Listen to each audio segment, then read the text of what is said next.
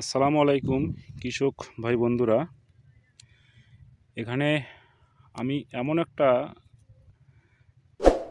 ব্যাপার নিয়ে আপনাদেরকে আজকে জানাবো, সেটা সবার জন্য খুবই গুরুত্বপূর্ণ। এই একটা করলার গাছ দেখতেছেন, এই করলার গাছটা এই গোড়ার থেকে আপনার যদি দেখাই, এই গোড়ার থেকে এই যে গাছ, এই সম্পূর্ণ গাছ কিন্তু পাতাগুলো শুকিয়ে যাচ্ছে। এই যে পাতাগুলো দেখতে পাচ্ছেন, এটা কিন্তু শুকিয়ে যাচ্ছে।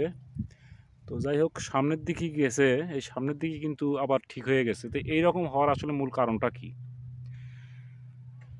এটার কিছু কারণ আছে, এইরকম অনেকেই হয়ে থাকে।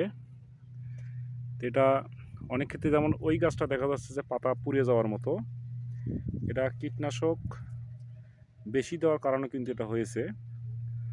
আর এই গাছটার ক্ষেত্রে যদি বলি, আমি এই গাছগুলো যখন এই যে ডালগুলো যখন কেটে দিয়েছে, এই কেটে দেওয়ার কিছু মানে কাজ সাবধানতা অবলম্বন করতে হয়, সেই সাবধানতাটা কিন্তু অবলম্বন হয়নি। এই গাছ কেটে দেওয়ার সঙ্গে সঙ্গেই কিন্তু এখানে কার্বেন্ডাজিম গ্রুপের ভালো মানের, ভালো কোম্পানির ওষুধ ব্যবহার করতে হবে। করলেই কিন্তু এই জিনিসগুলো আর হবে না।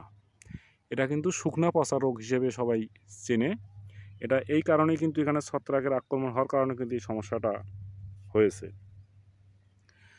তো আপনারা যদি এইরকম যদি গাছের ডাল যদি কাটিং করেন, তাহলে অবশ্যই সেই ক্ষেত্রে সাবধানতা অবলম্বন করতে হবে। কখনোই হাত দিয়ে ছেঁড়া যাবে না, এবং এটা ধারালো কিছু দিয়ে, ব্লেড অথবা ধারালো কিছু দিয়ে এই গাছের ডালগুলো কেটে দিতে হবে। তাহলে এখানে জীবাণুর আক্রমণ হবে না।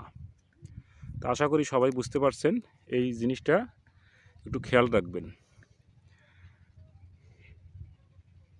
ওকে, আসসালামু আলাইকুম।